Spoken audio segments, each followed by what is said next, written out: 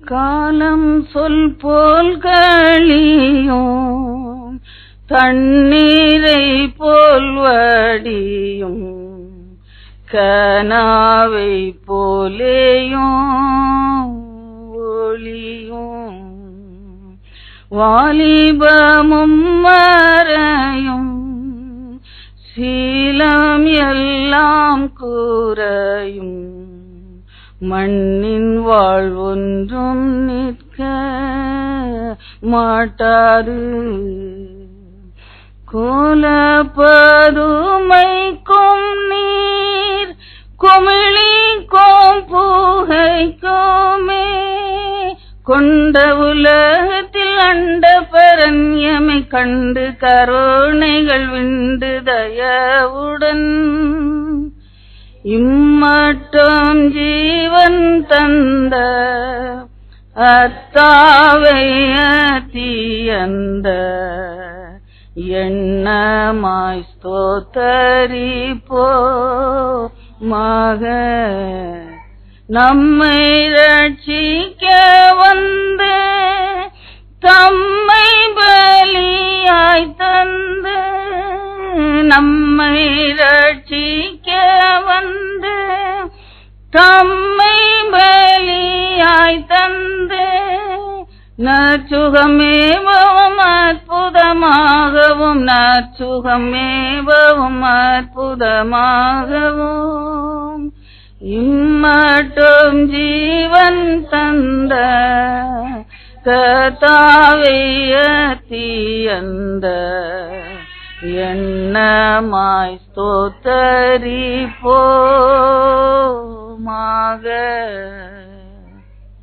பேசும்படியார் கேட்கிறோம். இயேசு கிறிஸ்துவின் பரிசுத்த நாமத்திலே பிதாவே, ஆமென்.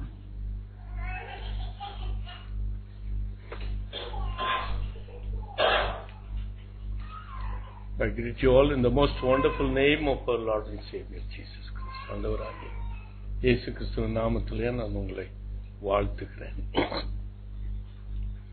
கர்த்தரினை ஊழியத்திற்கு அழைத்த பொழுது ஒரு வசனத்தை சொல்லி என்னை அழைத்தார்.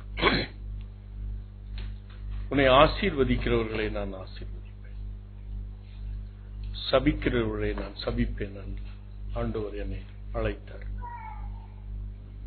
நான் எல்லாரையும் ஆசீர்வதிக்க அந்த வசனத்தை மாத்திரம் நான் பிடிச்சிட்டேன். நான் யாரையும் சபிப்பதில்லை, யாரையும் குற்றம் சொல்வதில்லை.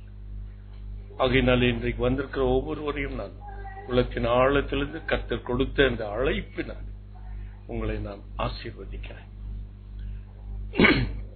ஏற்கனவே சொன்னேன், இந்த வருஷம் going to be very difficult year என்று சொன்னேன். அதை நீங்க போக போக புரிந்து கொள்வீங்க. அதை நான் I don't have to elaborate it. ஆண்டவர் ஏற்கனவே அதை சொல்லிவிட்டார். அநேக பூமி அதிர்ச்சிகள், அநேக காரியங்கள் நடைபெறும். அது நிறுத்த முடியாது உங்களால, ஏன்னா அது நடக்கும் என்று ஆண்டவர் சொல்லியிருக்கிறார். அதை யாராலும் தடுத்து நிறுத்த முடியாது. இதை மனதில் வைத்துக் கொள்ளுங்க. அதனால பெரிய காரியங்கள் நடந்து கொண்டே இருக்கும். ஒவ்வொரு நாளும் நம்ம கேள்விப்படும் பொழுது நம் இருதயத்திலே நம்ம வாழ்கிறது இல்லை, நம்முடைய மனதிலே தான் நாம் வாழ்ந்து கொண்டிருக்கோம். You live by your mind, but those who are led by your heart will never be disturbed. Hallelujah, சொல்லுவோம். Hallelujah. But most of us are led by our own minds and thoughts. ஆகையினால இந்த உலகத்திலே நடக்கிற அத்தனை காரியங்களும் நம்ம என்ன பண்ணும், அஃபெக்ட் பண்ணும். ஆகையினாலே நம் இருதயத்திலே இருக்கிற கர்த்தருடைய நினைவை வைத்துக் கொண்டு நாம் வழி நடக்கும்.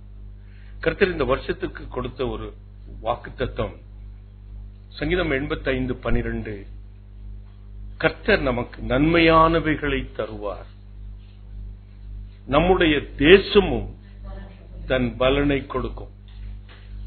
கர்த்தர் ஏதோ நன்மை தான் கொடுப்பார், அவர் ஒரு தீமையை கொடுக்க மாட்டார். நல்லா கவனிங்க. ஆனால் அதுல ரெட்டிப்பான ஒரு ஆசீர்வாதம், கர்த்தர் நன்மையை கொடுப்பார். அந்த நன்மையை நாம் சுதந்திரித்துக் கொள்வதற்கு இந்த சபிக்கப்பட்ட தேசம் தன்னுடைய பலனை தரணும். நீங்க நல்லா கவனிக்கணும். ஆண்டவருடைய நன்மைகளை இந்த உலகத்திலே நாம் பெற்றுக்கொள்ள, நான் இம்மையில பெற்றுக்கொள்கிறதை பற்றி, நான் பரலோகத்திலே பெற்றுக்கொள்கிற நன்மையை குறித்து நான் பேசல. நான் இம்மையிலே கர்த்தர் நன்மையானவைகளை கொடுக்கிறதை நான் சுதந்தரித்துக் கொள்ள வேண்டும் என்றால், நான் வாழுகின்ற இந்த தேசம் அது தன்னுடைய பலனை கொடுக்கணும். என்னுடைய முயற்சிக்கு அது ஒரு பலனை கொடுக்கும். அதுதான் கர்த்தருடைய நன்மை. அப்படியே நீங்க கொஞ்சம் யோசித்து பாருங்க. நான் இந்த முகவுரை கட்டாயம் செய்தி ரொம்ப சுருக்கமா தான் சொல்ல போறேன். ஆனால் இந்த வருஷத்தை நீங்கள் புரிந்து கொள்ள வேண்டும் என்றால் கர்த்தருடைய காலங்களை நீங்கள் அறிந்து கொள்ளணும். இந்த வருஷத்துல எப்படி நடந்து கொண்டால் கர்த்தருடைய நன்மைகளை நாம் பெற்றுக்கொள்ள முடியும். இதைத்தான் நான் என்னுடைய ஆணித்தரமாய் நான் உங்களோடு கூட பேச விரும்புகிறேன். ஆகையினாலே வேதத்தையோ இந்த உலகத்தில் நடக்கிற காரியங்களையோ நீங்கள் புரியாதபடிக்கு கர்த்தருடைய ஆசீர்வாதங்களை நீங்கள் சுதந்தரிக்க முடியாது. ஆதாம் ஏவாளை ஆண்டவர் சிருஷ்டித்த பொழுது அந்த தோட்டத்திலே அவர்களை விட்டார். அப்பொழுது அவர்கள் உழைக்கல, ஒரு முயற்சியும் பண்ணல. பசிச்சுன்னா போவாங்க, தோட்டத்துக்கு போவாங்க. அவங்க என்ன பண்ணுவாங்க? கனிகளை பறித்து புசிப்பாங்க, பசியாருவாங்க. ஆனால் எப்பொழுது அவன் கீழ்ப்படியாமல் போனானோ, எப்பொழுது ஏவாள் அவளை தன் கணவனையும் கீழ்ப்படியாமல் செய்தாளோ, அன்றைய தினத்தில் இருந்து கர்த்தர் இந்த மனுஷனை உன்னையே அவர் சபிக்கல. மனுஷனை அவர் சபிக்கவே இல்லை. அவர் தாம் படைத்த இந்த பூமியை தான் சபித்தார். நல்ல கவனி. இதுவரைக்கும் முள்ளும் குறுக்கும் முளைப்பிக்காத அந்த பூமி கர்த்தர் சபித்த நாளில் இருந்து அது என்ன முளைத்தது? முள்ளும் குறுக்கும் முளைத்தது.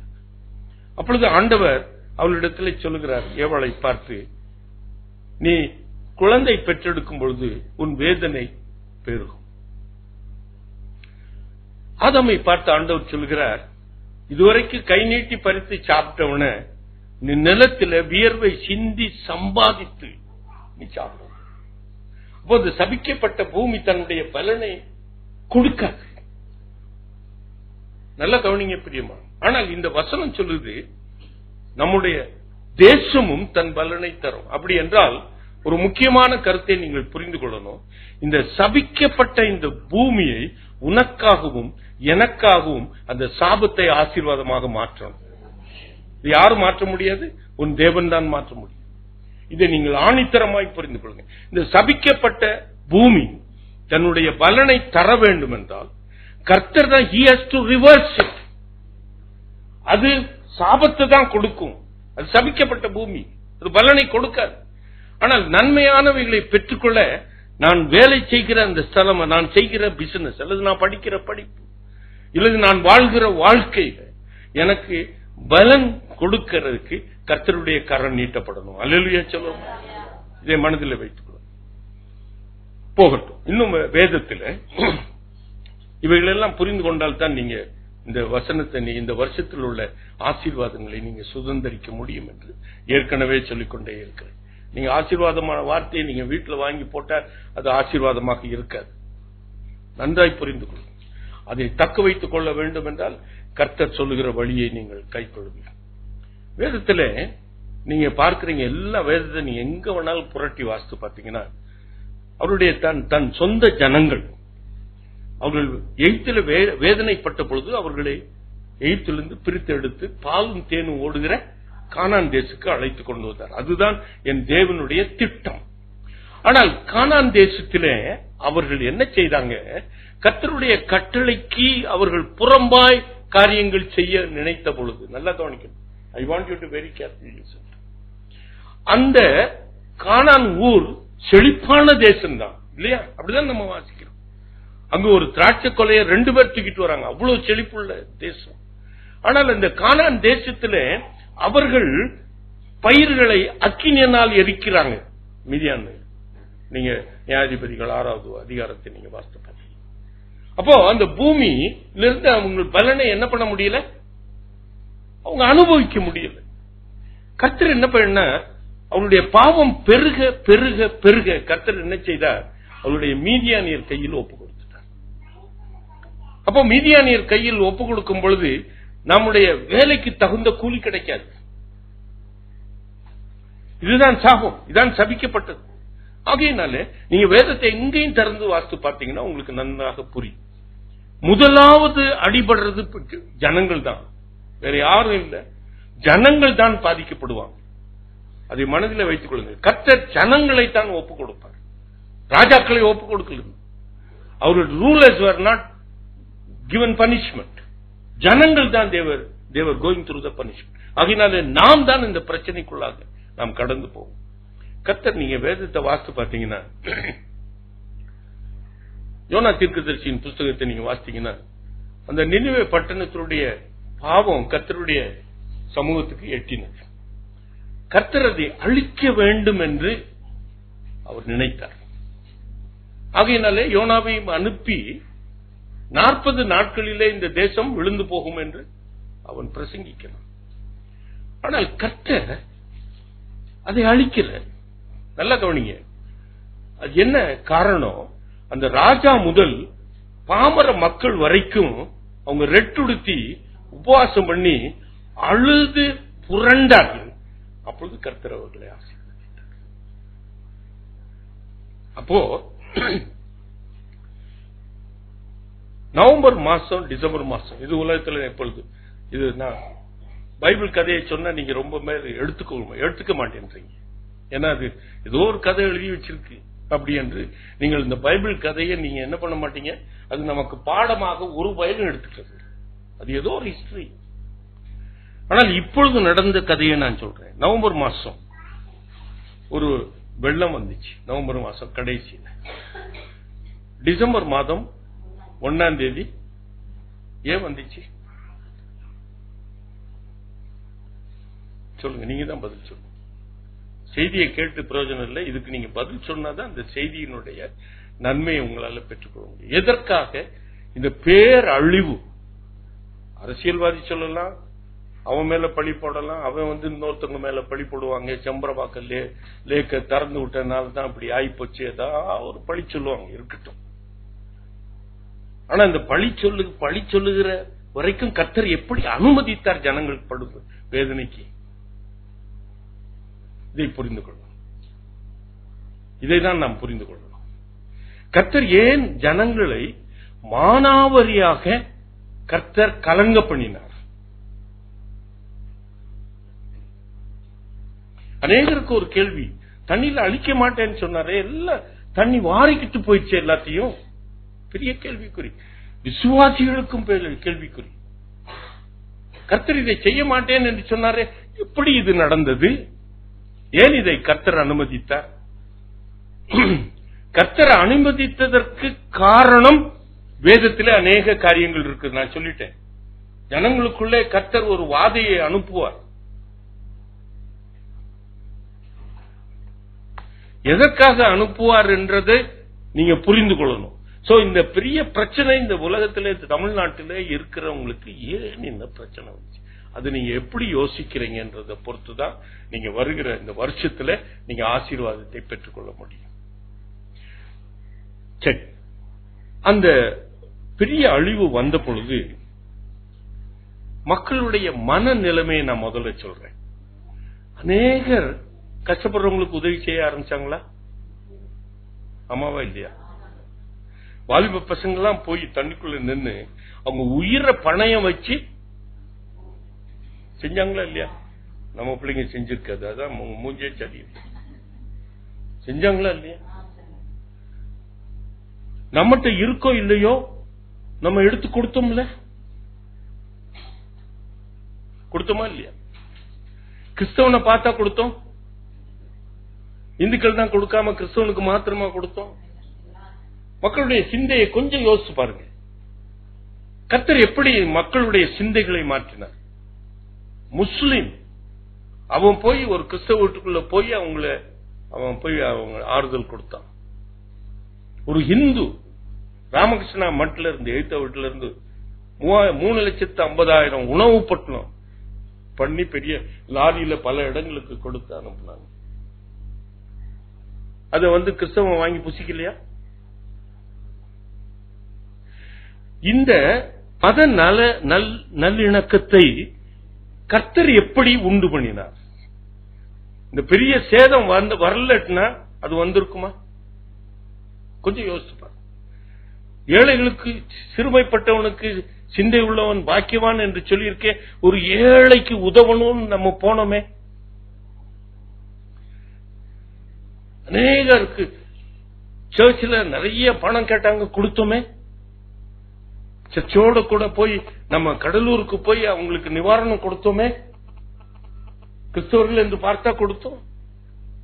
அப்போ இந்த சிந்தையை கர்த்தர் ஏற்படுத்தி இருக்கிறார். இன்னொரு சிந்தையை நான் சொல்றேன். இதெல்லாம் இட்ஸ் ஆல் பாசிட்டிவ். இதெல்லாம் இந்த சிந்தனைகள் ஜனங்களோடு கூட இருக்கிற வரைக்கும் கர்த்தர் ஆசீர்வதித்துக் கொண்டே இருப்பார். அல்லேலூயா சொல்லுமா. நல்ல கவனிங்க. இந்த சிந்தனையை உருவாக்குகிறதற்கு கர்த்தர் போட்ட திட்டம். அப்படிதான் நினைக்கிறேன். இது கர்த்தர் போட்ட திட்டம். இன்னும் சில பேர் நவம்பர் மாசம் 18ஆம் தேதி ஒரு பெரிய வெள்ளம், 18 19 ஒரு வெள்ளம் வந்துச்சு. அந்த டைம் அப்பவே வெள்ளம் எல்லார் வீட்லயும் புகுந்துருச்சு. கடலூர்ல வெள்ளம் புகுந்து ஒரு பயங்கர வெள்ளம், பெரிய சேதம். எத்தனை பேர் இப்ப எல்லாம் மறந்துருப்பீங்கன்னு நினைக்கிறேன். அத நீங்க மனசுல வச்சுக்கணும். இது கர்த்தர் அனுமதித்த காரியம். ஆகையினால இந்த காரியத்தை மறக்கவே மறக்க. அப்போ அனுப்புனாங்க. அப்போ எல்லாரும் உதவி செய்ய ஆரம்பிச்சாங்க. நம்முடைய சர்ச்சில இருந்து 5 லட்சம் ரூபாய்க்கு நிவாரண பொருட்கள் வாங்கி அங்க ஆலயங்கள்ல போய் அங்க உள்ள ஆலயத்தை வச்சுக்கொண்டு அந்த இடத்துல கிராமங்களில் கொண்டு போய் கொடுத்தோம்.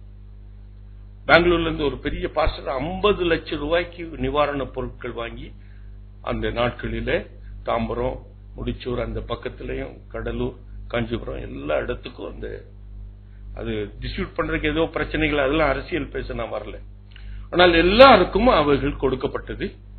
அவர் கொடுத்ததெல்லாம் நல்ல நல்ல பொருட்கள். 25 கிலோ அரிசி. அங்க பெங்களூர்ல இருந்து வந்தது 25 kg பேக் ஃபார் எவ்ரிவன். அப்புறம் போர்வைகள், சில சானிட்டரி நாப்கின்ஸ் ஃபார் விமன். அநேக காரியங்களை ஒரு கருத்தாய் யோசித்து அந்த ஜனங்களுக்கு கொடுத்தாங்க. எல்லாம் வாங்கி தங்க வீட்டுல வச்சுக்கிட்டாங்க. 1ஆம் தேதி ஒரு மழை வந்துச்சு. என்ன செஞ்சிருச்சு? வாங்கி வச்சதெல்லாம் வாரிக்கிட்டு போயிடுச்சு. இதை யோசிச்சு பாருங்க. இது ஏன் நடந்துச்சு? இதை ஏன் கர்த்தர் அனுமதித்தார்? நிவாரணம் கொடுக்க கர்த்தர் நமக்கு சிந்தையை கொடுத்தார். ஆனால் அந்த நிவாரணத்தை பெற்றுக்கொண்டு அவர்கள் அதை அனுபவிக்க முடியல. ஏன்?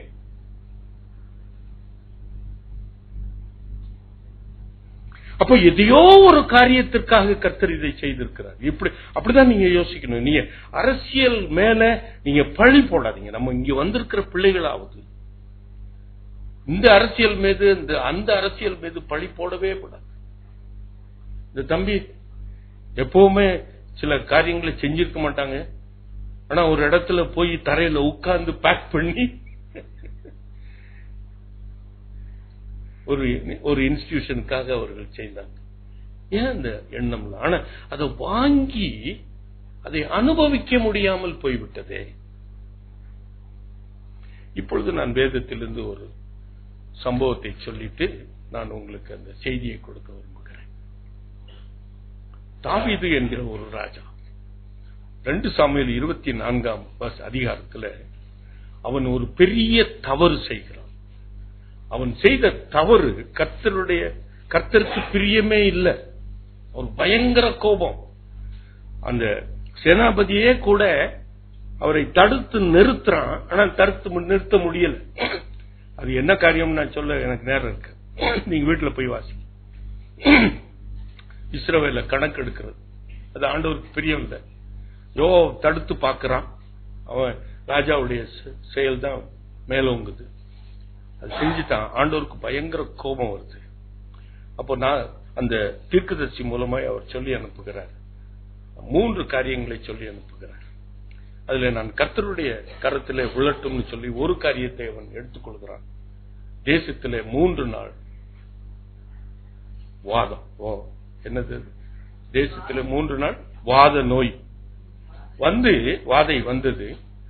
70,000 பேர் செத்து போயிட்டாங்க. நல்ல கவனிங்க. ஒரு ராஜா தவறு செய்தான். யார் தண்டிக்கப்பட்டாங்க?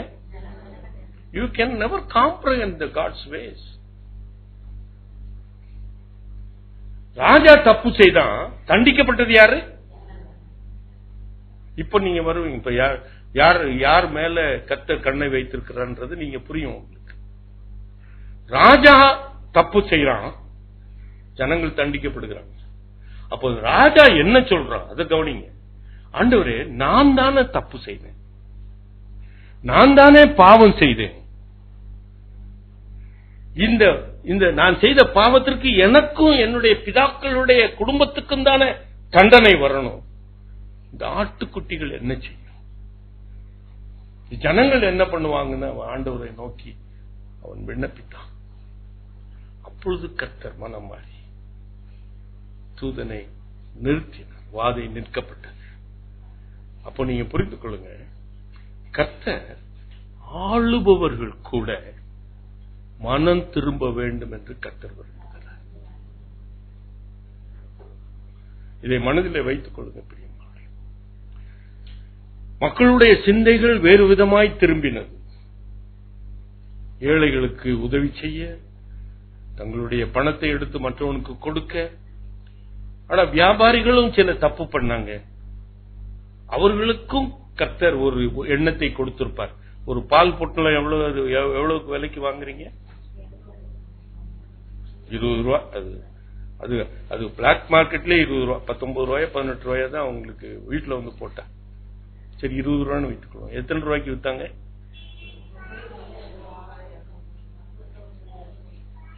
இத கர்த்தர் பார்த்துக்கிட்டு தானே இருக்கிறாரு. அப்போ அவனுடைய உள்ளத்திலும் ஒரு மாறுதலை உண்டாக்கணும் இல்ல கர்த்தர்? அதற்கு தான் இந்த வழி. எனக்கு அன்புக்குரியவர்களே, இதை மனதில் வைத்துக் கொள்ளுங்க. இத எப்படி ஜெபம் பண்ணணும்னு தாவீது அவருடைய ஜெபத்தினாலே எனக்கு கர்த்தர் ஒரு நாள் வெளிப்படுத்தினார்.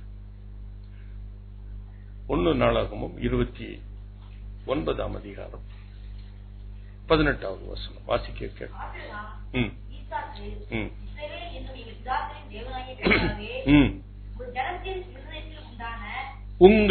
உம்முடைய ஜனத்தின் இருதயத்திலே உண்டான இந்த சிந்தையையும் இந்த நினைவையும் நீர் என்றென்றைக்கும் காத்து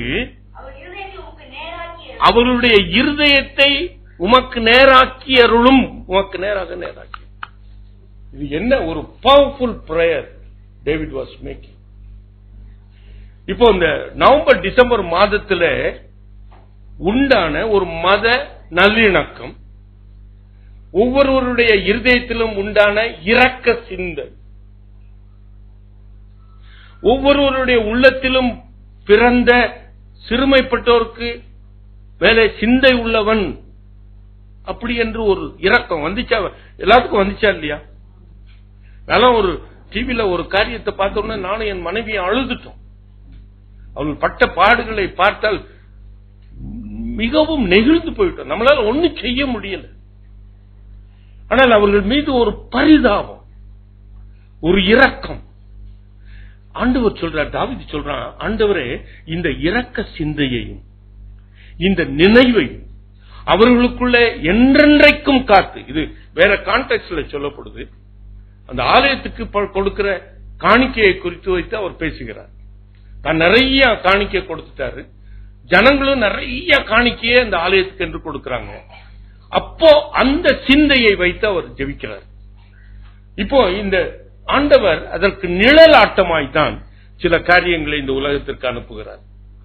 ஆகையினாலே சொல்றார், இந்த நவம்பர் டிசம்பர் மாதத்தில் உண்டான எல்லாருடைய இருதயத்தின் சிந்தனைகளையும், அவன் முஸ்லிமா இருந்தாலும் சரி, அவன் இந்துவா இருந்தாலும் சரி, அவன் கிறிஸ்தவனா இருந்தாலும், யாரா இருந்தாலும், பிலீவரா இருந்தாலும், அவன் பிலீவர் அல்லாமல் இருந்தாலும், அவனுக்குள்ளே இருக்கிற இந்த சிந்தையை நீர் என்றென்றைக்கும் காத்து அவனை உமக்கு நேராக்கி கொள்ளும். அல்லேலூயா சொல்லுவோமா? என்ன ஒரு ஜனங்கள் ரட்சிக்கப்படுவதற்கு என்ன ஒரு ஜெபம் பாரு. எல்லாருடைய சிந்தையை, இதே இரக்க சிந்தையை நீங்க காத்துக்கொள்ளுங்க. 2016 இந்த இரக்க சிந்தையை எல்லா ஜனங்களிடத்துல நீங்க என்ன பண்ணுங்க? காத்துக்கொள்ளுங்க. எல்லாருக்கும் உங்க உதவி செய்யும், ஏழைகளுக்கு உதவி செய்யும், கஷ்டப்படுறவங்களுக்கு உதவி செய்யும், வியாதியஸ்தர்களை போய் ஆறுதல் சொல்லட்டும். இந்த சிந்தையை நீ காக்கிறபடினாலே என்ன நடக்க போதான், எல்லாரும் அவருக்கு நேராக திரும்புவார்கள். இதற்கு தான் இதை கர்த்தர் அனுப்பியிருக்கிறார். இதை மனதிலே வைத்துக் கொள்ளுங்க பிரியமான. ஆகையினாலே நான் சொல்ல போகிற ஒரு வசனத்தையும், அநேக வசனங்களை ஆண்டவர் கொடுத்திருக்கிறார் இந்த வருஷத்திற்கு. அது ஏற்கனவே சென்ற மாதத்திலே ஒரு வசனத்தை பேசினேன். தாவீது நாளுக்கு நாள் விருத்தி அடைந்தான். ஆனா நாளுக்கு நாள் விருத்தி அடைந்தான் என்கிற ஒரு பதம் தான் நமக்கு நம்ம போக்கஸ் பண்ணுகிறது. ஆனால் விருத்தி அடைந்ததற்கு, அவன் விருத்தி அடைவதற்கு ஒரு காரணத்தை அந்த வசனத்திலே கடைசியா எழுதி முடிக்கிறார். கர்த்தர் அவனோடு கூட. அப்போ நான் நாளுக்கு நாள் விருத்தி அடைய வேண்டும் என்றால் என்ன நடக்கணும்? கர்த்தர் என்னோடு கூட. எனக்கு நன்மையானவைகளை கர்த்தர் தருவார்னு வானத்தை போட்டிடம் கொடுப்பார்னு நினைக்காதீங்க. நாம் இருக்கிற இந்த தேசத்தில் இருக்கிற சாபத்தை கர்த்தர் மாற்றி அதனுடைய பலனை கொடுக்கணும். அது கர்த்தருடைய கரந்தாஞ்சி. அப்போ எப்பொழுதுமே கர்த்தரையே நோக்கி கொண்டிருக்கணும். எனக்கு அன்புக்குரியவர்களே, இன்றைக்கு ஒரு வசனத்தை நான் சுருக்கமாய் பேசி முடிக்கட்டும். நெகேமியா புத்தகம் 8ஆம் அதிகாரம்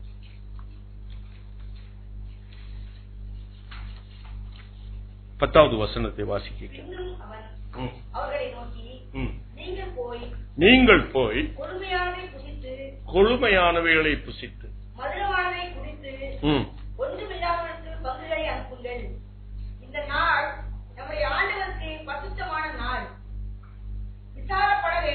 விசாரப்பட வேண்டாம், கர்த்தருக்குள் மகிழ்ச்சியாய் இருப்பதே உங்களுடைய பலன். 5 ஆசீர்வாதம் கொடுக்கப்படும். நான் சுருக்கமாய் ஒவ்வொன்றையும் நான் கோடிட்டு காண்பித்து விட்டு ஓடட்டும். இதை பேச வேண்டும் என்றால் நான் மணிக்கணக்காய் பேசுவேன். ஆனால் இந்த கொழுமையானவைகளை நீங்க புசிக்கணும்னா, மதுரமானவைகளை நீங்கள் குடிக்கணும்னா, அந்த 5 ஆசீர்வாதமும் உங்களுடைய வாழ்க்கையில 2016 தங்கணும்னா, அந்த நெகேமியா புத்தகத்தை நீங்க முழுசும் வாசித்து பார்க்கணும். எருசலேம் அலங்கம் சுட்டெரிக்கப்பட்டிருக்கிறது. நெகேமியா ஒரு ராஜாவுக்கு பான பாத்திரக்காரனாய் இருக்கிறான்.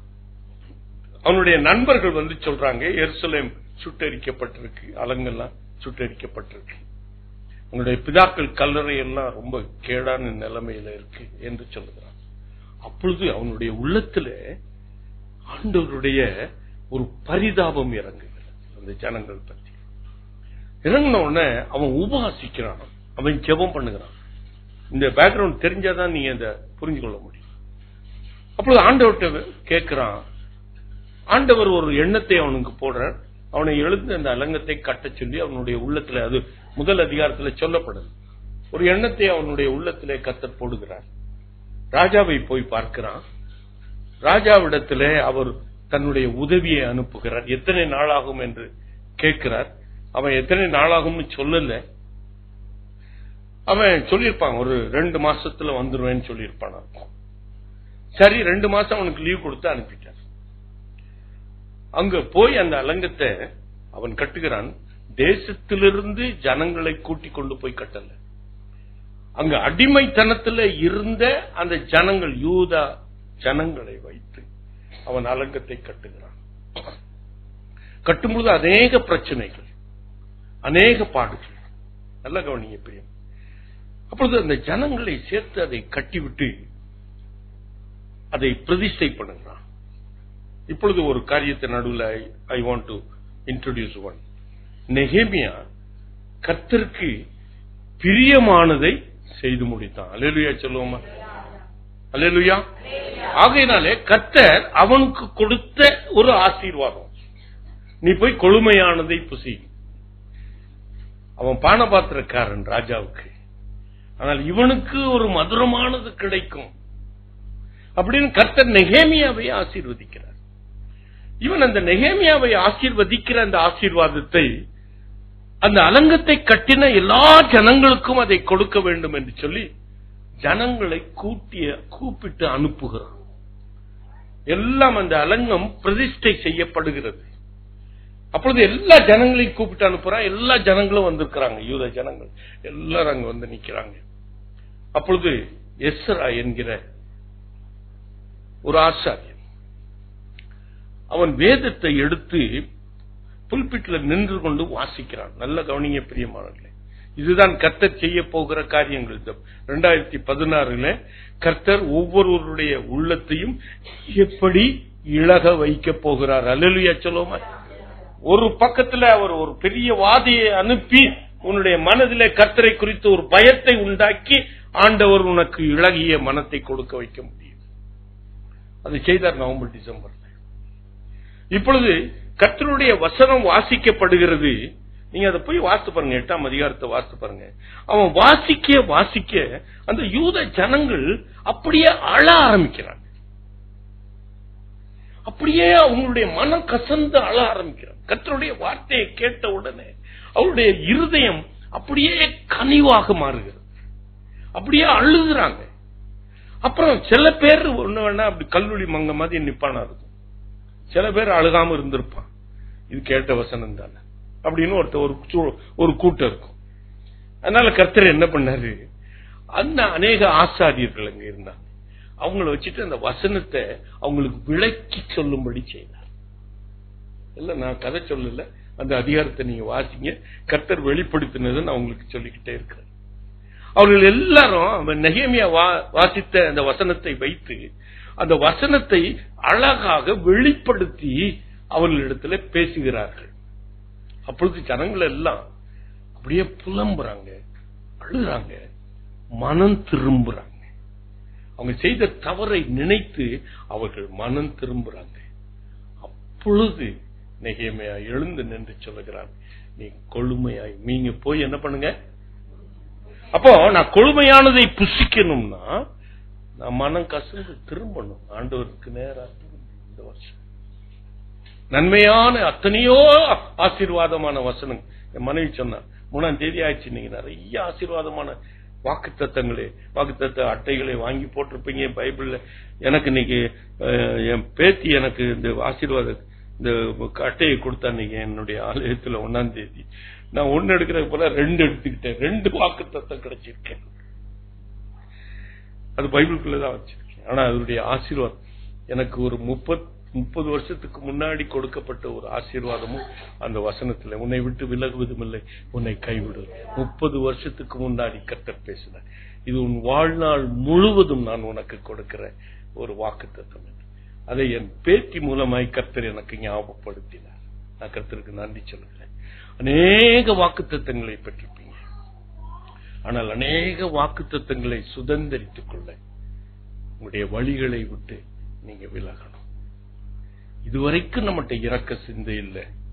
இதுவரைக்கும் மற்ற ஜாதியை நம்ம இகழ்ந்து கொண்டிருப்போம். கிறிஸ்தவர்களை தவிர முஸ்லிமை நாம அசிங்கமா பேசியிருப்போம், இந்துக்களை அசிங்கமா பேசியிருப்போம். ஆனால் கர்த்தர் எல்லாரையும் நேசிக்கிறார். எல்லா ஆத்துமாக்களும் என்னுடையது. எல்லா ஜனத்தையும் அவருக்கு நேராக திருப்பிக் கொள்வதற்காக கர்த்தர் இந்த ஒரு பெரிய காரியத்தை செய்திருக்கிறார். அல்லேலூயா சொல்லுவோம், அல்லேலூயா சொல்லுவோம், அல்லேலூயா. அப்போ ஆளுபவர்கள் கூட மனம் திரும்ப. அதுக்கு இன்னைக்கு வாசித்துட்டு இருக்கும் போது 94ஆம் சங்கீதத்தை எடுத்து வாசித்து பாருங்க.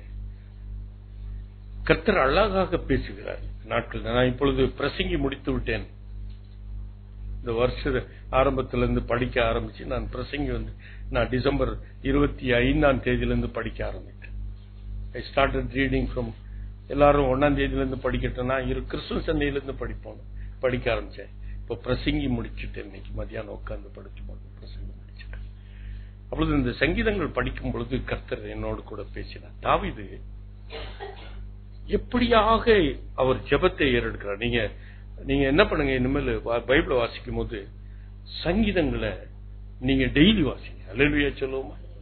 நீதிமொழிகள் தினமும் வாசிங்க, சங்கீதம் தினமும் வாசிங்க. என்னென்றால் அந்த சங்கீதத்தை நீங்க வாசினீங்க, தாவீதுனுடைய வார்த்தைகளை நீங்க வாசித்தீங்கன்னா, இப்ப 1 நாளாக 29:18 நான் சொன்னேன். தாவீதுனுடைய வார்த்தைகள் இந்த சிந்தனையும் இந்த நினைவுகளையும் அவர்களுக்குள்ளே நீர் என்றென்றைக்கும் காத்து அவர்களை உமக்கு நேராக்கி திருப்பிக் கொள்ளுங்க.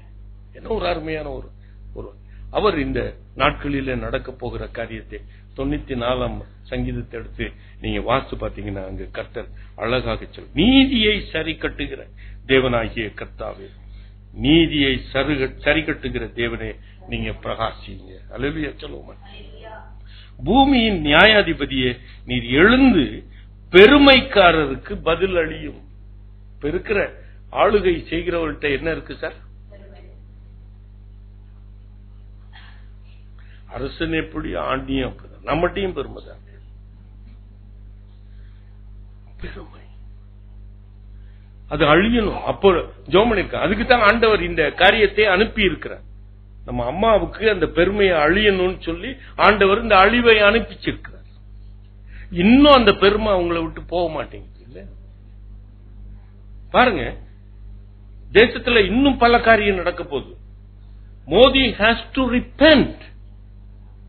அவன் மனம் திரும்பலட்னா கர்த்தர் இந்த 2016 நமக்கு ஆசீர்வாதமான வருஷம். ஆனால் பெருமை அகம்பாவம் உள்ளவர்களுக்கு இது நியாய தீர்ப்பின் வருஷம்.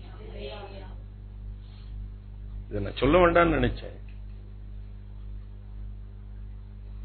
God is going to judge people. 2016 you will see what God wanted to do it. He has அழகா செய்தார். எல்லாரும் மனம் திரும்பணும். அப்படியே ஒரு அழிவை காமிச்சு. ஆனா அந்த அம்மாவுக்கு இன்னும் என்ன வரல?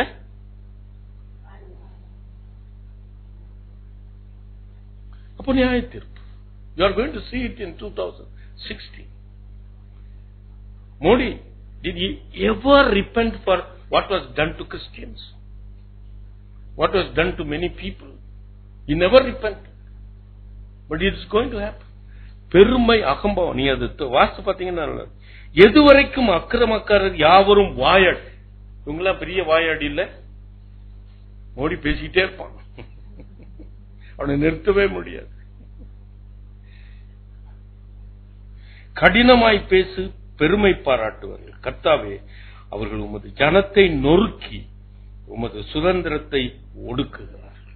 அப்படி என்றால் இந்த எல்லா பெருமை அகம்பாவம் எல்லாவற்றிற்கும் போய் ஒரு ஒரு மனம் மாறுதல் இருந்துச்சுன்னா கர்த்தர் ஆசீர்வதிப்பார். அல்லேலூயா சொல்லுமா. ஆண்டவர் எல்லாருக்கும் ஒரு ஆப்பர்ச்சுனிட்டி கொடுக்கிறார். அந்த ஆப்பர்ச்சுனிட்டி கொடுத்து ஜனங்கள் மாறிட்டாங்கன்னா கர்த்தர் அழிக்க விரும்பல. அல்லேலூயா சொல்லுவோமா. அல்லேலூயா சொல்லுவோமா. நினிவே பட்டணத்தை கர்த்தர் அழிக்க. இப்போ அவங்க அந்த எஸ்ரா அந்த நியாயப்பிரமாண வசனத்தை அவன் வாசிக்கும் பொழுதே அவர்கள் குத்தப்பட்டு அவர்கள் மனம் திரும்பி அவர்கள் கசந்து அழுதபடியினாலே கர்த்தர் அவர்களுக்கு ஒரு ஆசீர்வாதத்தை கொடுக்கிறார். நீ கொழுமையானதை புசிப்பாய். கொழுமைன்னு என்று சொல்லும் பொழுது the first class blessing. இத மனசுல வச்சுங்க. கொழுப்புனா எனக்கு நான் ஏற்கனவே கொழுப்பு சாப்பிடக்கூடாது. ஏற்கனவே கொழுப்பு இருக்கு. அதனால I should not eat red meat. அப்ப கொழுமையானதை புசித்துட்டா எனக்கு நான் சாப்பாட்டுல சொல்ல. கொழுமைன்னு சொல்லும் பொழுது the best possible, the first class blessing. இதை கர்த்தர் கொடுக்க போறார். அல்லேலூயா சொல்லுங்க. இதை மனதில் வைத்துக் கொள்ளுங்க. இன்றைக்கு இந்த வருஷத்துல கர்த்தர் நம்முடைய சிந்தையையும் நம்முடைய மனதையும் கொஞ்சம் இழக பண்ணி இருப்பார் என்றால் வருகிற வருஷத்துல எனக்கு ஃபர்ஸ்ட் கிளாஸ் பிளஸிங்.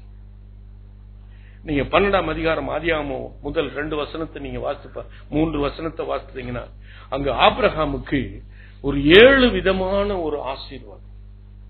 அது அந்த ஆசீர்வாதம் யாருக்கும் கொடுக்கப்படல. First class blessing given to Abraham. அது ஏன் அப்படின்னு பாருங்க. அவனை சும்மா அவனை ஆசீர்வதிக்கல சார்.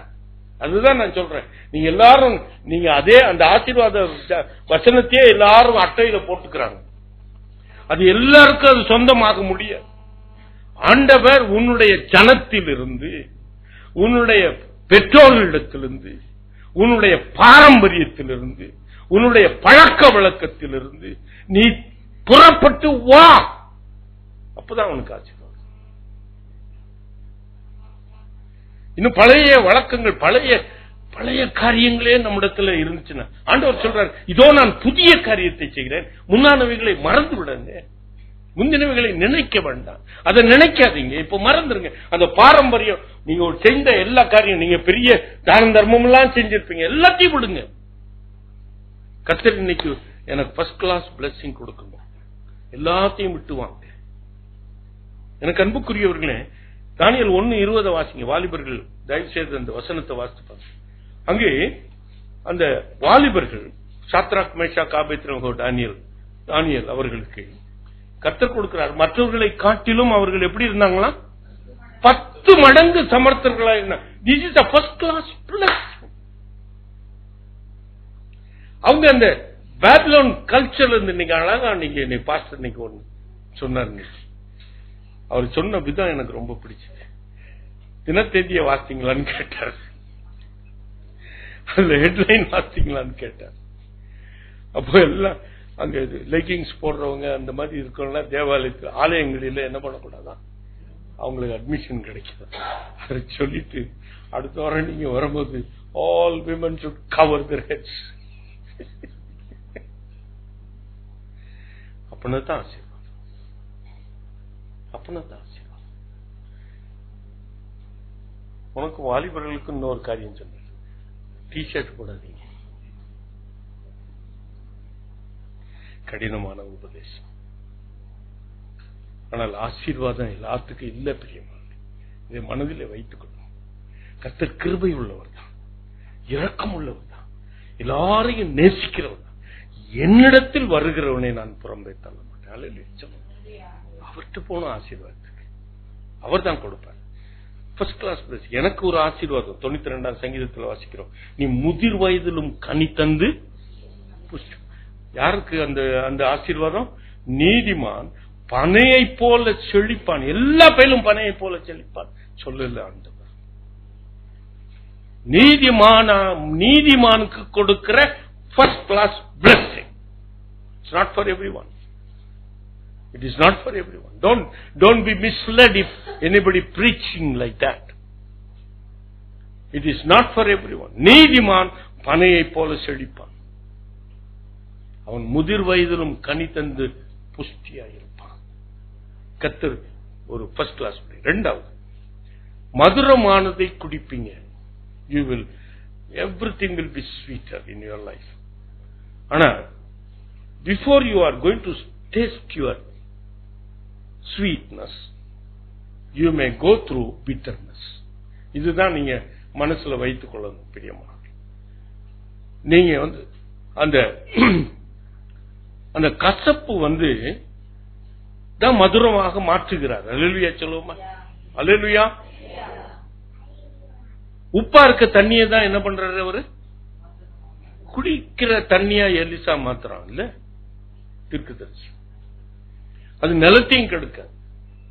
அப்போ அந்த கசப்பான ஒரு வாழ்க்கை நீங்க 2015 நீங்க பாத்தீங்கன்னா அநேகருக்கு ஒரு கசப்பு இருந்திருக்கும், இல்லாம இருக்காது, ஏதாவது ஒரு கசப்பு இருந்திருக்கும். ஆனால் அந்த கசந்த மாறாவை தான் கர்த்தர் மதுரமாக மாற்றுகிறார். அப்போ இந்த வருஷம் நீங்க இந்த 2015 உங்களுடைய இருதயம் கர்த்தருக்கு நேராக்கி வைத்திருந்திருப்பீங்கன்னா உங்களுடைய கசப்புகளை எல்லாவற்றையும் ஆண்டவர் மதுரமாக மாற்றுவார். கசப்புன்னா நீங்க என்ன நினைக்கிறீங்க? அது வேண்டாத காரியம் நினைக்காதீங்க. கசப்பு நம்மை உருவாக்குகிற ஒரு பாடசாலை. கசப்பு தான் ஆண்டவர் மதுரமாக மாற்றுகிறார். மதுரமா இருக்கிறது அவர் இன்னும் மதுரமாக்கல. So I am happy. I have lot of bitterness in me. So my bitterness will turn into sweet memories. அதைத்தான் கர்த்தர் செய்கிறார். இதை மனதில் வைத்துக் கொள்ளுங்க பிரியமான. அவரு மதுரமாக மாற்றி அதை குடித்தாங்க. அவங்க குடித்த அவர்களுக்கு ஒரு இடத்தை ஆயத்தம் பண்ணினார். அவங்களை அடுத்ததுக்கு எங்க கூட்டு போறாரு? நல்ல பைபிள்லாம் நல்லா தெரியுது. இப்போ அந்த கசப்பை மாற்றி மதுரம் ஆக்கிட்டு அவங்களுக்கு ஒரு பெரிய பாலைவன சோலைக்குள்ளே அழைத்து கொண்டு போகிறார். அங்கு 12 நீரூற்றுகள் இருக்குமா, 70 பேரிச்சம் பழ மரம் இருக்குமா. நினைச்சு பார்த்தேன். வனாந்திரத்துல ஒண்ணுமே சாப்பிட முடியாம அழுதுகிட்டு இருந்தவங்க அத்தனை பேர்த்துக்கும் ஒரு பேரிச்சம்பழத்தை மதுரமா, நீங்க பேரிச்சம்பழத்தை நீங்க அங்க போய் நீங்க மிடில் ஈஸ்ட்ல போய் சாப்பிடணும். நம்ம ஊர்ல வர்றதெல்லாம் காஞ்சி கருவாடாகி வருது. எவ்வளவு நீங்க வாயில போட்டாலே அப்படியே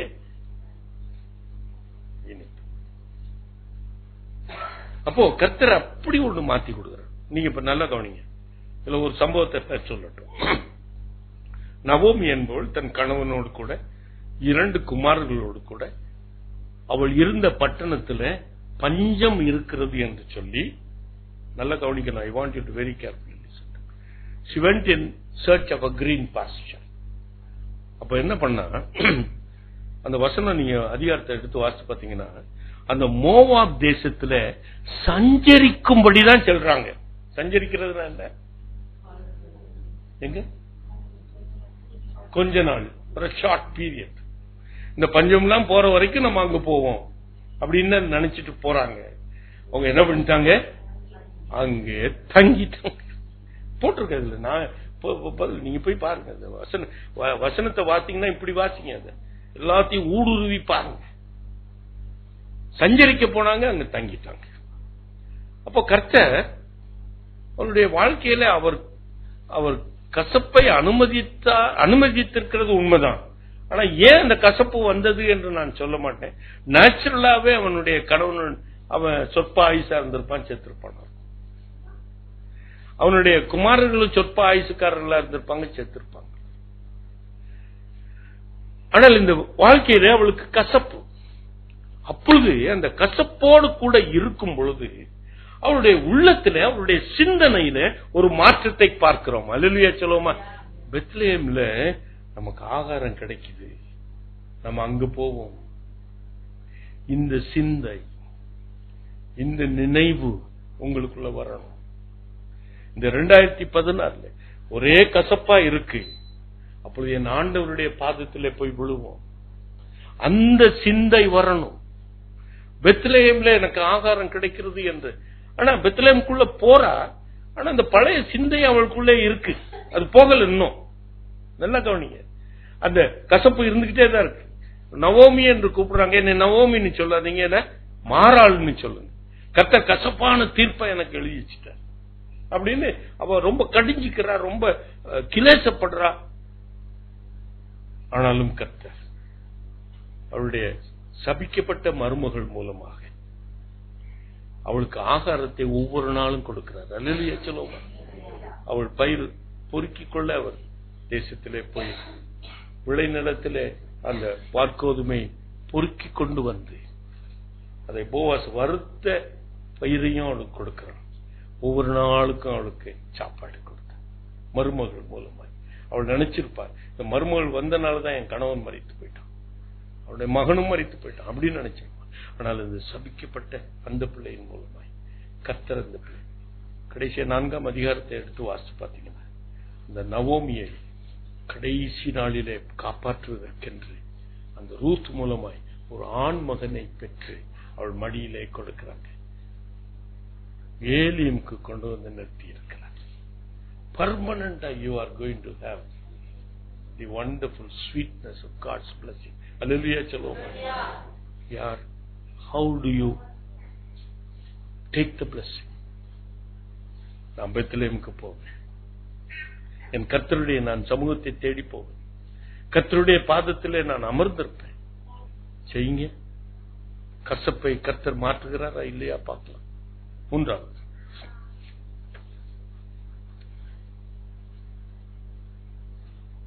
I am going to come to you very difficult. You will not be able to swallow it. அப்போஸ்தலர் 20:35 வாசிங்க.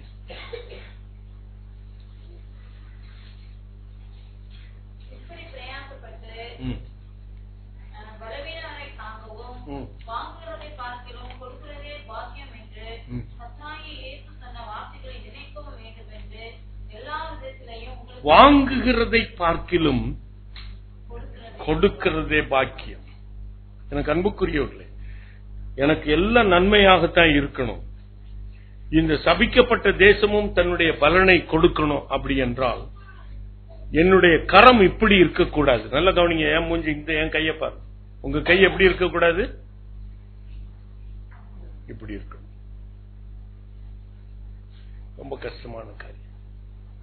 எப்பவுமே வாங்கியே பழகின நம்மளுக்கு. இந்த அரசியல்வாதிகளும் இதைத்தான் செய்யறாங்க. எல்லாத்துக்கும் அவங்களுக்கு எல்லாத்தையும் அவங்கள வாங்க 2 கையையும் நீட்ட வைக்கிறாங்க. எல்லாமே இலவசமாய் கொடுக்கப்படும்.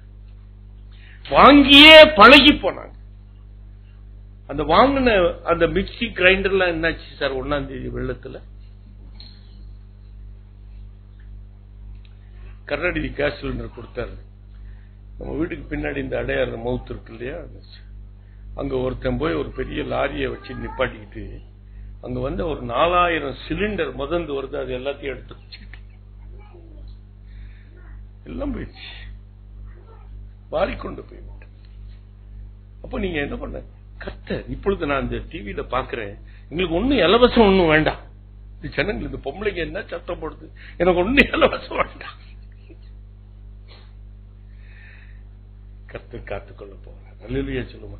வாங்குகிறதை பார்க்கணும், கொடுக்கிறது தான் பாக்கியம். நீங்க கொடுங்கள், அப்போது உங்களுக்கு கூட கொடுக்கப்படும்.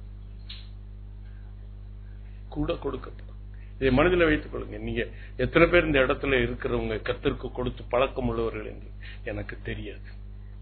ஆனால் நீங்கள் வாங்குகிற சம்பாத்தியத்தில் 100 10 மடங்கு 110 does not belong to you. இதை மனதில் வைத்துக் கொள்ளுங்க. 1000 ரூபாய் சம்பாதிச்சீங்கன்னா 100 ரூபாய் உங்களுக்கு, அது உங்க கணக்கு கிடையாது. 10,000 ரூபாய் சம்பளம் 1000 ரூபாய் உங்களை சேர்ந்தது அல்ல. இதை மனதில் வைத்துக் கொள்ளுங்க பிரியமான. அது கொடுக்க நீங்க கற்று இருந்தீங்கன்னா அது ஆண்டவருக்கு என்று கொடுக்கணும். நான் அதை வந்து எல்லாத்தையும் ஆலயத்துக்கு கொண்டு வாங்கன்னு நான் சொல்ல மாட்டேன். I am not a pastor to say that. ஆனால் அந்த சம்பளத்தில் 10ல் 1 பங்கை நான் தனியா எடுத்து வைத்து விடுவேன். அது எனக்கு கிடையாது. அதை நான் செலவழிக்க எனக்கு அதிகாரம் கிடையாது. இதை மனதில் வைத்துக் கொள்ளுங்க. இந்த சிந்தை வரும்னா நீங்க ஆசீர்வதிக்கப்படுவீங்க. இந்த சிந்தை வரலன்னா ஆசீர்வாதம் இல்ல. You take it from me.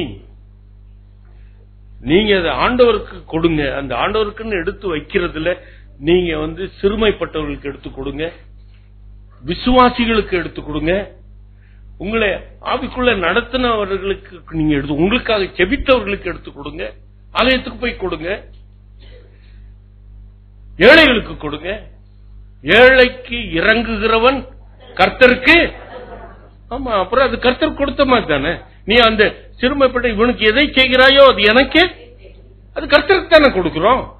ஏன் அதை செய்ய மாட்டேங்கிறோம்? ஏன் கொடுக்க மாட்டேங்கிறோம்? வாங்கதான் நம்ம நினைக்கிறோமே ஒழிய கொடுக்கவே மாட்டேங்கிறோமே. கொடுத்து பாருங்கள், கொடுத்து பாருங்கள்.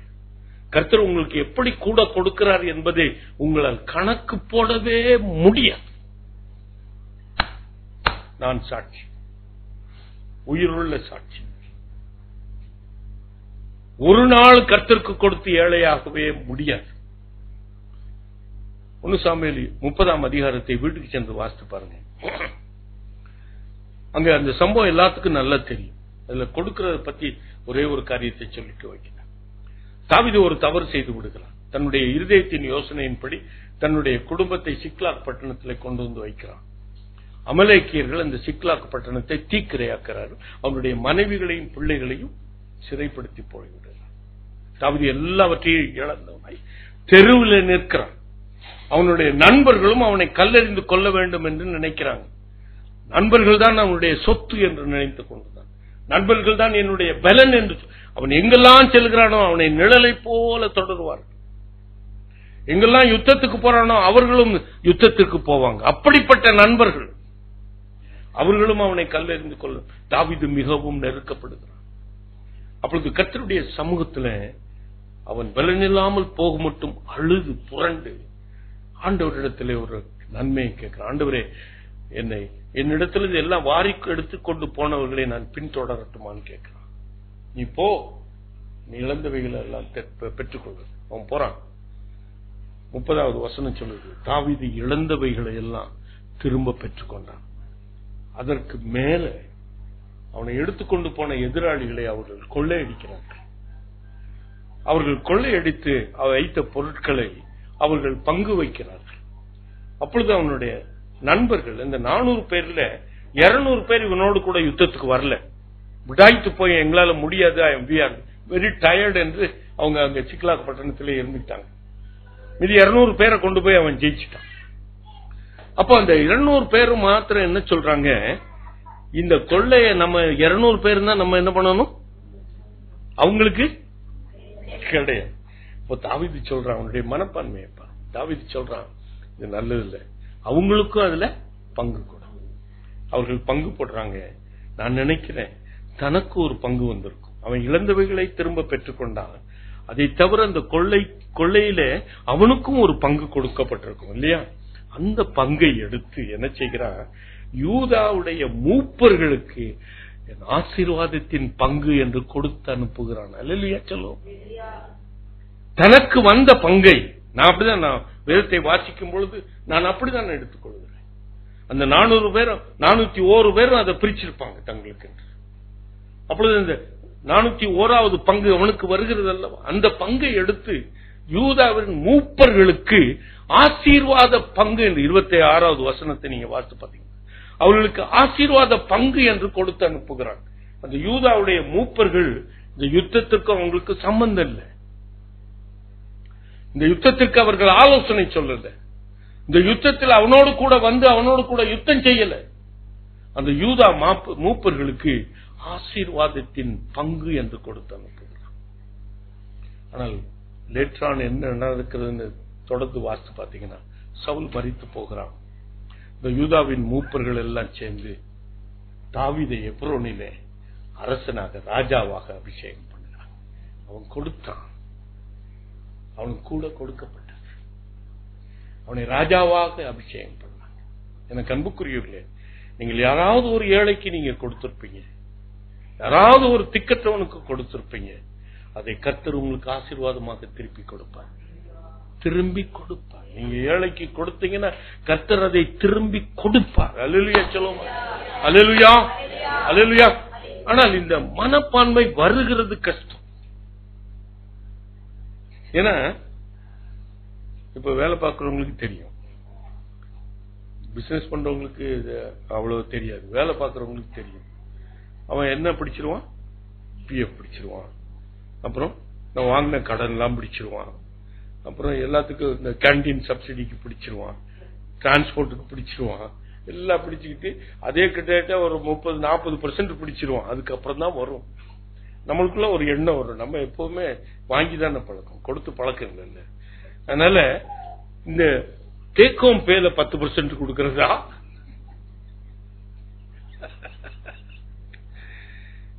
ரொம்ப கஷ்டம். கொடுக்க ஆரம்பிக்கிறதுக்கு முன்னாடி இதெல்லாம் நம்ம மனசுல வர்றது. என் மனசுல வந்துச்சு, என் மனசுல போச்சு. இது வராதுன்னு நான் சொல்ல முடியாது. ஆனால் அதையும் தாண்டி கர்த்தருக்கு 10% மாத்திரமல்ல, அதை காட்டிலும் அதிகமாய் கொடுக்க ஆரம்பித்தேன். அல்லேலூயா சொல்லுங்க. அல்லேலூயா. இன்னைக்கு வரைக்கும் கர்த்தர் என்னை இறங்கி நிற்க வைக்கவே இல்லை. அல்லேலூயா சொல்லுவோம். அல்லேலூயா, அல்லேலூயா. கொடுங்கள். அதான் இல்லாதவர்களுக்கு உங்களுக்கு பங்கை அனுப்புங்க. இன்னொரு ஆசீர்வாதம், கவலைப்படாது, விசாரப்படாது. அங்கு ஆண்டவர் மனம் திரும்புகிறவர்களுக்கு, இந்த இரக்க சிந்தை உள்ளவர்களுக்கு, கர்த்தரிடத்தில் திரும்புகிறவர்களுக்கு ஒரு பெரிய ஆசீர்வாதத்தை கொடுக்கிறார். விசாரப்பட வேண்டாம், கவலைப்படாது. அநேக நேரத்தில் நம்முடைய வாழ்க்கையில் அநேக பிரச்சனைகள் வரும், பாடுகள் வருதா வரலையா? வருதா? உனக்கு கூடயா, எங்களுக்கு கூடயா பாடு, பிரச்சனை, உபத்திரம், இது எல்லாத்தையும் நம்ம நரகம்னு சொல்லிடுறோம். எனக்கு நரக வேதனையை கர்த்தர் ஆரம்பிச்சிட்டார். ஆனா ஒண்ணு மாத்திரம் சொல்றேன், இந்த பிரச்சனை, இந்த பாடு, இந்த உபத்திரமும் கர்த்தர் நம்மை உருவாக்குகிற ஒரு பாடசாலை. நரகம் அங்க ஒரு அழியாத அக்கினி இருக்கும், பற்கடிப்புகள் நிறைந்ததுதான் நரகம். அப்படிப்பட்ட வாழ்க்கையை நம்மளுக்கு கொடுக்கலையா ஆண்டவர்? உபத்திரவத்தை கொடுத்திருக்கிறார். நீங்க 119 அதிகாரம் நீங்க அதை வாசிங்கன்னா ரொம்ப ஆச்சரியமா இருக்கும். நீங்க சங்கீதத்தை நீங்க டெய்லி வாசிங்க. 119 சங்கீதம் 71வது வசனம் எல்லாத்துக்கும் தெரியும். நான் எல்லாத்துக்கும் அந்த வசனம் தான் தெரியும்.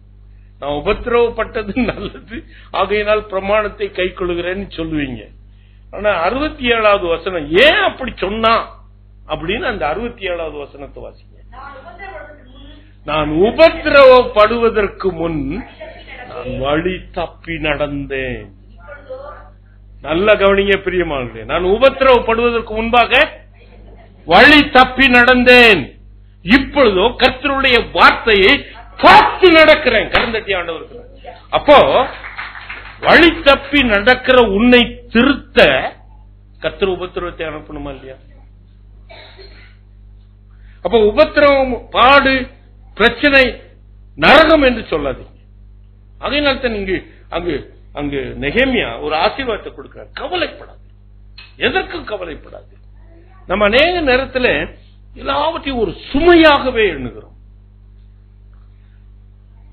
எல்லாவற்றையும் சுமை இல்ல பிரியமானவர்களே. நீங்க 105ஆம் சங்கீதத்தை எடுத்து வாசிச்சு பாருங்க. இன்னும் தாவீதை 105, 18, 20 எடுத்து வாசிச்சு பாருங்க.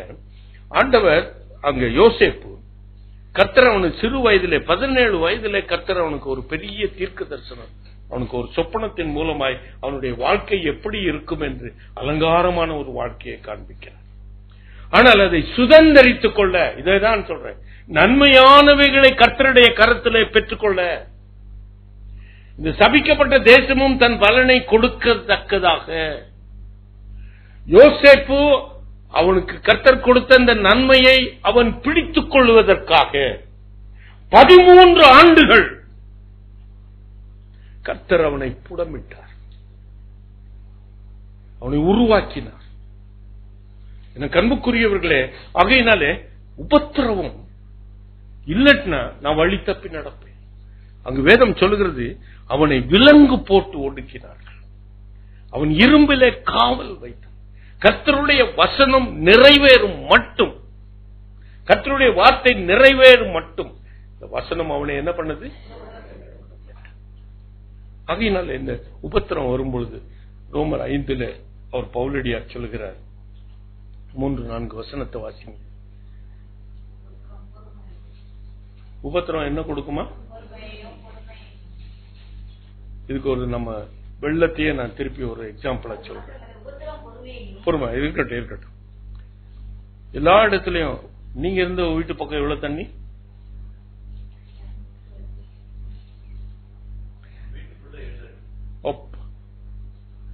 இப்படி ஒவ்வொருத்தருக்கும் ஒரு பெரிய கதை இருக்கும். ஆனா பெசன்னர்ல ஒரு சொட்டு தண்ணி கிடையாது. நான் அப்ப நினைச்சேன் நாங்களாம் ஆசீர்வதிக்கப்பட்ட ஜனம், நம்மளெல்லாம் கர்த்தர் பிரித்து எடுத்திருக்கிறார். ஒரு சொட்டு தண்ணீர் ரோட்ல கூட கிடையாது. கொஞ்ச நாள் இந்த இடத்துல இப்ப என்ன ஆச்சுன்னா, இந்த மழை அவ்வளவு டாரன்சியல் ரெயின் வந்தனால எல்லா கிரவுண்ட் வாட்டரும் என்ன ஆயிடுச்சு, தரை லெவலுக்கு வந்துச்சு.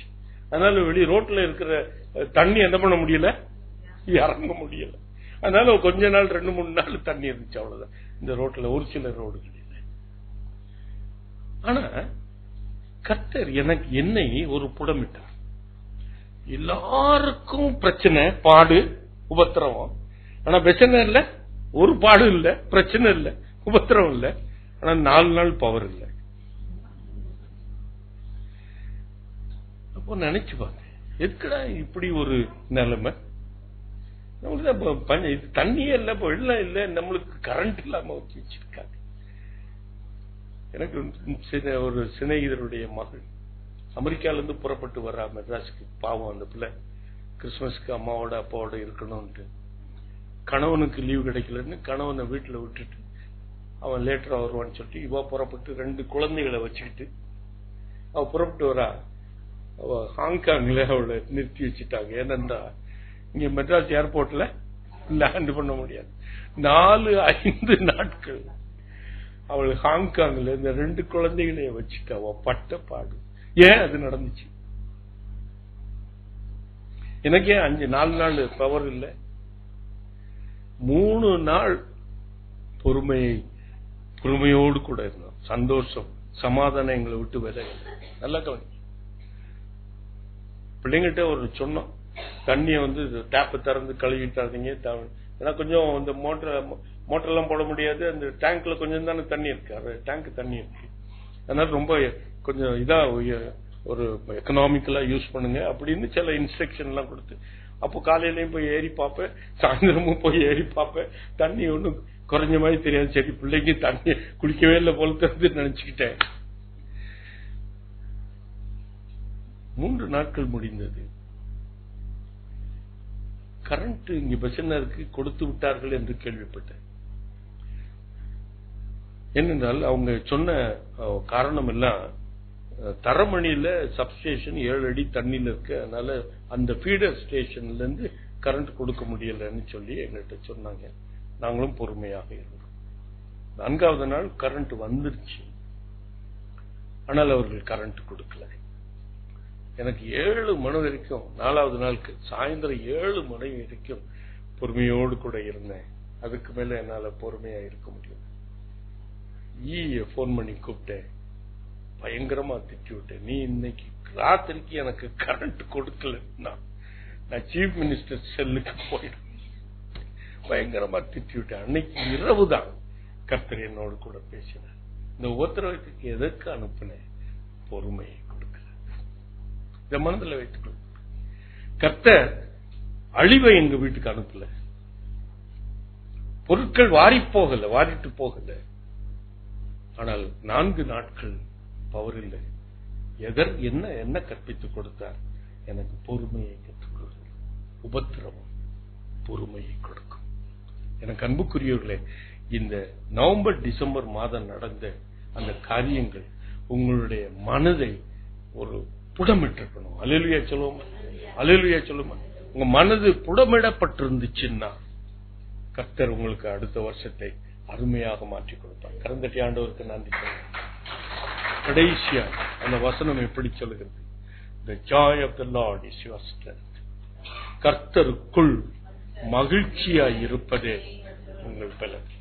இது சந்தோஷம் இல்லை பிரியமானவர்களே, இது மகிழ்ச்சி. இத மனதில் வைத்துக் கொள்ளுங்க. இது ஜாலி இல்லை. நிறைய பேர் ஜாலின்னு சொல்லுவாங்க. இது மகிழ்ச்சி. இந்த மகிழ்ச்சின்றது நம்முடைய சூழ்நிலையை பொறுத்ததல்ல, இது கர்த்தருக்குள் நாம் வைத்திருக்கிற ஒரு மகிழ்ச்சி. அதைத்தான் பேதுரு தன்னுடைய நிருபத்தில் எழுதுகிறார். 1 பேதுரு 1 அதிகாரம் 8-9 வசனத்துல நம்முடைய ஆத்தும ரட்சிப்பு என்ன கொடுக்குமாம்? ஒரு சொல்லி முடியாத ஒரு சந்தோஷம் கொடுக்குமா. அல்லேலூயா சொல்லுவோம். அல்லேலூயா. அதான் கர்த்தருக்குள் மகிழ்ச்சி. அந்த ரட்சிப்பு தான் அந்த கர்த்தருக்குள் மகிழ்ச்சி. அல்லேலூயா சொல்லுவோமா? ஆகையினாலே அதே நிலையிலே, அதே ரட்சிப்புக்குள்ளே இந்த 2016 நாம் கடந்து செல்வோம். அல்லேலூயா சொல்லுவோம். அந்த ரட்சிப்புல இருந்து நீங்க பின்மாற்றம் அடையவே கூடாது.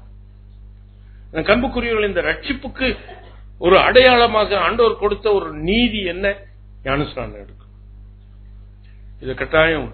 நிறைய சிஎஸ்ஐ சர்ச்சில இருந்து வர்றீங்க, இது உண்மையாய் நான் சொல்லுறேன். எனக்கு அன்புக்குரியவர்களை, அந்த ஆத்தும ரட்சிப்பு உனக்குள்ளே அப்படியே இருக்க வேண்டும் என்றால் அந்த சொல்லி முடியாத சந்தோஷத்தை நீ தக்க வைத்துக் கொள்ளுங்கள். வெளிப்படையான ஒரு கர்த்தருடைய நீதியை நிறைவேற்றும். ரோமருக்கு எழுதின நிருபம் 8 அதிகாரம் 26 40 வரைக்கும் நீங்க வீட்டுக்கு சென்று வாசித்து பாருங்க. அங்கு ஒரு எத்தியோப்பியன் மந்திரி, பைனான்ஸ் மினிஸ்டர், கந்தகைக்கு ஒரு பைனான்ஸ் மினிஸ்டர், அவன் எருசலேமிலிருந்து அவனுடைய தன் பட்டணத்துக்கு திரும்பி வரான். அப்போ அவனுக்குள்ள ஒரு சந்தோஷம் இல்லை. எருசலேம்ல போய் தான் ஒரு கடவுளை தொழுது கொண்டுதான் திரும்பி வரான். ஆனா அவனுக்குள்ள ஒரு உண்மையான சந்தோஷம் இல்லை. அப்போ அவன் பைபிள் எடுத்து வாசிக்கிட்டு வரான். ஒருவேளை 53வது ஏசாயா 53 எடுத்து வாசிட்டு இருந்திருப்பான். அவனுக்கு ஒன்னும் புரியல, தலையும் புரியல, காலும் புரியல. அப்பொழுது பிலிப்பு என்கிறவன் அந்த ரதத்தோடு சேர்ந்து கொண்டு அதுல 53வது அதிகாரத்தில் சொல்லப்பட்டது இயேசு என்று சொல்லுகிறான். இயேசுவை ஏற்றுக்கொள்ளுகிறான், ரட்சிப்பை பெற்றுக் கொள்ளுகிறான். பெற்றுக்கொண்டு அவன் சந்தோஷமாய் திரும்பல, அங்க அப்படி போடல. அவன் ரட்சிப்பை பெற்றுக்கொண்டு தண்ணீர் தடாகத்தை பார்க்கிறான். நான் ஞானஸ்நானம் எடுக்கிறதுல என்ன தடை என்று கேட்கிறான். அப்பொழுது பிலிப்பு அங்கே இறங்கி அவனுக்கு ஞானஸ்நானம் கொடுக்கிறான். மிகுந்த சந்தோஷத்தோடு கூட அவன் திரும்பி போறான். இதான் கர்த்தருக்குள் சந்தோஷம். அந்த சந்தோஷம், அந்த நீதியை நிறைவேற்றாத வரைக்கும் நம்மளுக்குள்ள ஒரு சந்தேகம் இருந்து கொண்டே இருக்கும். லூக்கா 3:6 வாசித்து பாருங்க. அது பாவ மன்னிப்புக்கென்று மனம் திரும்புதலுக்கேற்ற ஞானஸ்நானம். ஒரே ஒரு காரியத்தை சொல்றேன், நீங்க எடுத்த ஞானஸ்நானம் மனம் திரும்புதலுக்கேற்ற ஞானஸ்நானம். 40 நாள்ல ஞானஸ்நானம் எடுத்திருக்கும், நானும் எடுத்து வந்தேன். அது மனம் திரும்புதலுக்கேற்ற ஞானஸ்நானமா? வேதம் அப்படித்தானே சொல்லுங்க, மனம் திரும்புதலுக்கேற்ற. 2016 if you want to inherit the total blessing from God, கர்த்தருடைய நீதியை நிறைவேற்றுங்க. உங்களுக்கு மிகுந்த சந்தோஷம். ரோமருக்கு எழுதின நிருபம் 14:17 வாசித்து பார்த்தீங்கன்னா அங்க சொல்லுகிறது, தேவனுடைய ராஜ்யம் புசிப்பும் குடிப்பும் அல்ல, அது நீதியும் சமாதானமும், அது பரிசுத்த ஆவியினால் உண்டாகும். அதுதான் கர்த்தருக்குள் சந்தோஷம். என்னதான் பிரச்சனை வெளியே நடக்கட்டும் பிரியமா, நீ ஆவியில நிறைஞ்சு ஒரு அந்நிய பாஷையில நீங்க ஆண்டவரை துதிச்சீங்கன்னா எல்லா துக்கமும் சந்தோஷமாகும். உண்மை, சத்தியம், இது சத்தியம். சென்ற மாதத்துல பிள்ளைகளோடு பேசும்பொழுது நான் சொன்னேன், வீட்டுல 1 மணி நேரமாவது அந்நிய பாஷையை பேசி நீங்க ஜெபம் பண்ணுங்க. சில பேர் செய்திருக்கிறாங்க, அதுல உள்ள நன்மையை சாட்சி சொல்லி இருக்கிறாங்க. அது பரிசுத்த ஆவியினாலே வரும் உண்டாகும் சந்தோஷம். அல்லேலூயா சொல்லுவோமா? அநேக நேரத்துல அநேக சாட்சி சொல்லுவாங்க இங்க, அதனால்தான் இந்த சாட்சியை கேட்காதன்னு நான் சொல்லுவேன்.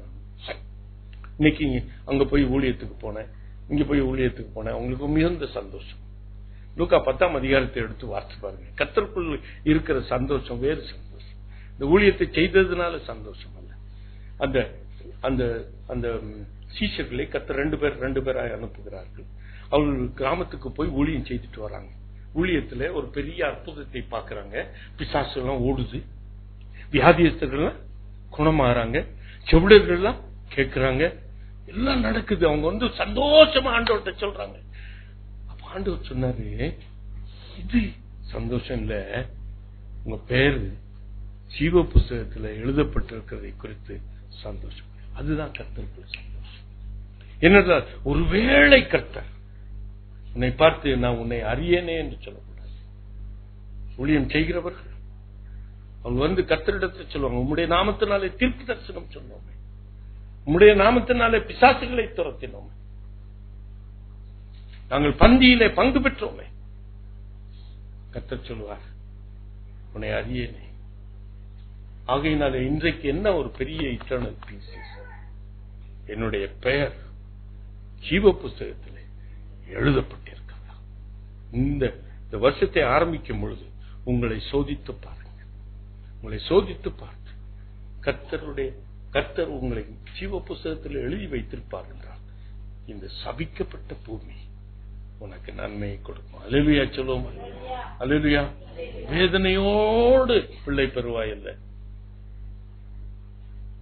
முகத்தில் வழிகிற வேர்வையை சிந்தி அநேக நேரத்தில் தம்பி வருகிறது போல இருக்கும், கை கெட்டுறது போல இருக்கும் ஒரு ஆப்பிள். ஆனா கையை நீட்ட நீட்ட என்ன ஆகிட்டே இருக்கும். You must have had the experience. அநேக business people might have experience. இப்பொழுது அந்த நன்மை கிடைக்கிறதை போல இருக்கும், தாமதம் ஆகிட்டே இருக்கும். என்றால் என்ன அர்த்தம்? கர்த்தர் இந்த சபிக்கப்பட்ட பூமியில இருக்கிற அந்த ஜனங்கள் உனக்கு நன்மை செய்யும்படி கர்த்தர் தன்னுடைய கரத்தை நீட்டணும். அல்லேலூயா சொல்லுவோம். அல்லேலூயா. உன்னிடத்துல தவறு இருக்குன்னு நான் சொல்லல. இந்த உலகத்துல அவர் சபிக்கப்பட்டதுனால நடக்கிற தீமைகள். அல்லேலூயா. Why sometimes we don't get promotions? இது சபிக்கப்பட்ட பூமி. ஏன் குட் இன்க்ரீஸ் கிடைக்க மாட்டேங்குது நம்ம வேலை பார்க்கிற இடத்துல? இது சபிக்கப்பட்ட பூமியில நம்ம இருக்கிறோம். அப்போ நம்ம என்ன பண்ணணுமா? ரொம்ப கஷ்டப்பட்டு தான் உழைக்கணும்னு ஆண்டவர் சொல்லியிருக்க. அப்போ ஆண்டவர் அந்த பூமியை, சபிக்கப்பட்ட அந்த பூமியை கர்த்தர் திருப்பணும்னா, உனக்கு நன்மையா திருப்பணும்னா அவர் கரத்தை நீட்டணும். அல்லேலூயா சொல்லுவோமா? அவர் தான் அதை நீட்டார். அதனால உங்களை நீங்க குறை சொல்லிக் கொள்ளாதீங்க. கால தாமதமா இருப்பா உங்களை குறை சொல்லாதீங்க. கர்த்தருடைய பாதத்தை பிடித்துக் கொள்ளுங்க. அல்லேலூயா சொல்லுவோமா? வேற யாரு மேலையும் கோவப்படாது. இது இந்த சபிக்கப்பட்ட பூமி ஆசீர்வாதத்தை கொடுக்கணும். என் கர்த்தர் தான். He only can reverse it. He can only reverse it. அவர் சொன்ன கட்டளையை அவர் என்ன செய்யணும்? மாத்தணும். அல்லேலூயா சொல்லுமா? சபித்ததை அவர் மாத்தி கொடுத்தாதான் நன்மையை கொடுக்கும். ஆண்டவர்கிட்ட கேளுங்க, ஆண்டவரை பிடிச்சு கொடுங்க. கண்களை